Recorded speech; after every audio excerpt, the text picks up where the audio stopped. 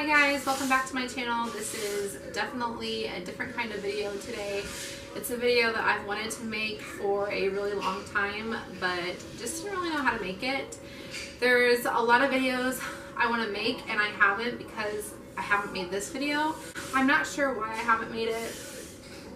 I think it's just because this is a very touchy subject, and I think probably just because, I don't know, I'm scared of the internet and my kids. Like, I put myself out there, and there are some things that I put, obviously, my kids out there, like in blogs and stuff, but when it comes to something like this, it's obviously a lot more important and a much bigger subject, and I just don't want my kids to be ridiculed or scrutinized or criticized or anything negative. I know that's going to come along with territory as a parent in general, but because this is on top of in general, this is something more narrowed down and specific.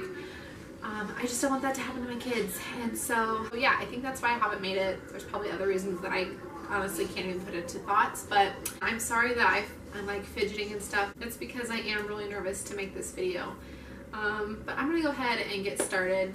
So I am going to give you guys just like a little bit of a backstory. When Mason was a baby, probably like from around like 8 months, maybe even a little bit sooner, I just realized I worked in childcare first of all, and so obviously I worked with babies, and I just realized he wasn't like not doing the things that other babies were doing, or yeah, he wasn't doing some things, and then he would always hit his milestones, but he would hit them like right before it became the time that it would be questionable. So like if something needed, like if a milestone, the end of a milestone would be like 12 months, like walking would be like 12 months, for instance, we're just gonna say that. He would hit it, but right before he turned 13 months or something like that. That's just an example, that's not what happened, but just that kind of an example, like where he would always hit the milestones, but right before it would come into a concern. So I noticed that with a lot of things when he was a baby, and I had talked to my doctor or his pediatrician several times, and I was like, you know, I'm noticing this, and she was always like, well, you work in daycare, so it's going to be hard for you not to compare your child to others. But that's exactly right. It's hard for me not to compare to others, and I see all these kids doing these things at 5 months, 6 months, 7 months, and then he would hit them right before, like I said, it would become a concern. And she was like, well, maybe he's just, you know, taking his time, or stuff like that. Or when I would say like he doesn't want to play with toys, like as a baby he never really wanted to play with toys, he would just watch other people play with them, and then when he would play with them, he didn't care if like other babies came and took them out of his hands. Most babies would freak out for that, I guess, in my opinion, and things that I've seen, that's what happens, and he never would. So that's another thing I brought into question, was that he wasn't playing, and when he would play, he wouldn't get upset if anyone took his toys. And she just said maybe he's just more of an observant person, and then as time went by, he got a little bit older. He definitely has like a speech language delay, and so he wasn't talking as much as kids his age. Like when he became 2, he didn't walk until he was 18 months, but technically the cutoff for a concern with walking is 18 months, and he actually started walking in the doctor's office at 18 months. The doctor didn't seem to think anything of it. The pediatrician at the time did not seem to think anything of it. So then when he went to preschool, like 3, 4, he was in my friend Kimmy's class, who worked alongside me. We worked together for I think 6 years at that particular daycare, and she is my best friend.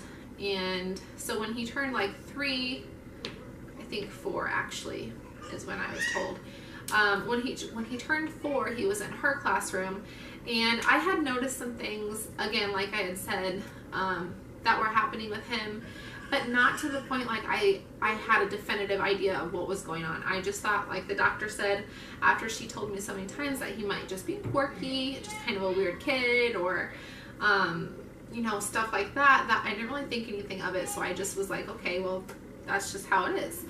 After he was in Kimmy's class for a little while, she had started noticing things, I guess. And actually I had noticed them too, but like I had said, I just didn't put 2 and 2 together because I just thought whatever. And then one night on my birthday, actually, we were at Kimmy's house, his teacher and my friend, like I said, and we were watching Pretty Little Liars. This was, this was like 5 years ago.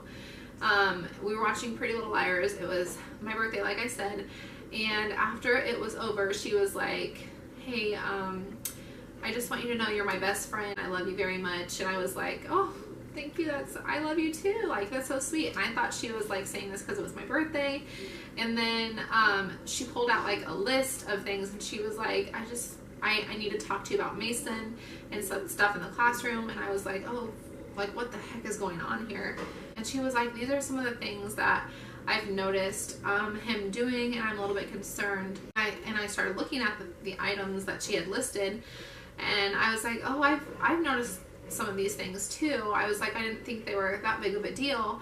And she's like, well, when you see one or two at a time, then no, it's not really a big deal. But when you have like a list of, 7 or 8 items, then that becomes, questionable. And you want to know if there's something causing it, or if it's just behavioral or anything like that. So then the word autism got brought up, and I lost it. I started crying, and I didn't know what to do. And I wasn't mad at my friend. I wasn't mad at Kimmy at all, but I was just like, I didn't know what to do. Like, you hear something like that, and you just not freak out, which I didn't freak out. I just cried. I was really upset. But I mean, that's your kid. Your kids are going to struggle in life, and that's obviously something you don't ever want for your kids. And then to have a whole entire struggle on top of it it's scary. You're scared for your kids. So anyways, I went home, or I drove home. I was calling my mom on my way home, and I was bawling, and I told my mom, and she's like, it's not a problem. If that's what it is, we're gonna get the best help.